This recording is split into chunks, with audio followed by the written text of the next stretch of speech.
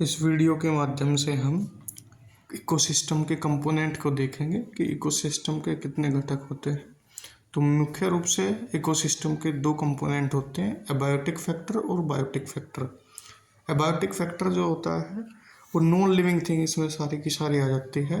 उसमें मुख्य रूप से दो चीज़ें होती हैं, क्लाइमेटिक फैक्टर और एडेपिक फैक्टर। जो क्लाइमेटिक फैक्टर है उसमें हमारा rain, temperature, light, wind, humidity, ये सारी चीज़ें आ जाती हैं।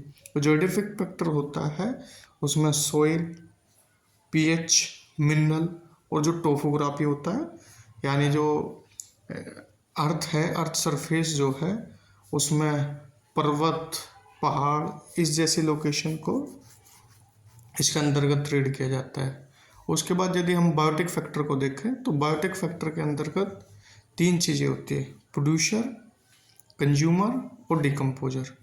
जो प्रोड्यूसर होते हैं वो मोस्टली सारे के सारे जो ग्रीन प्लांट्स हैं उसको हम इसमें कंसिडर करते हैं, और ये सारे के सारे जो प्लांट्स हैं वे ऑटोट्रोफ की कैटेगरी में आते हैं, क्योंकि ये क्या करते हैं, जितने भी हेटेरोट्रोफ होते हैं उनके लिए फूड को प्रिपेयर करते हैं, तैयार करते हैं।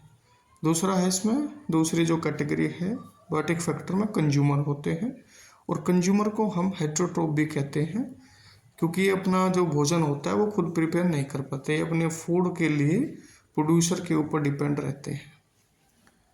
तो कंज्यूमर में भी दो तीन कैटेगरी है, जैसे primary consumer, secondary consumer, tertiary consumer और फिर क्वाटरनरी कंज्यूमर। और लास्ट में आ जाते हैं हमारे डिकम्पोजर। जो डिकम्पोजर होते हैं, डिकम्पोजर को हम मुख्य रूप से दो चीज़ें इसमें होती है, बैक्टीरिया और फंगाई। तो जो भी ऑर्गेनिज्म डेड डिके होता है उसके बाद जो है उसको बैक्टीरिया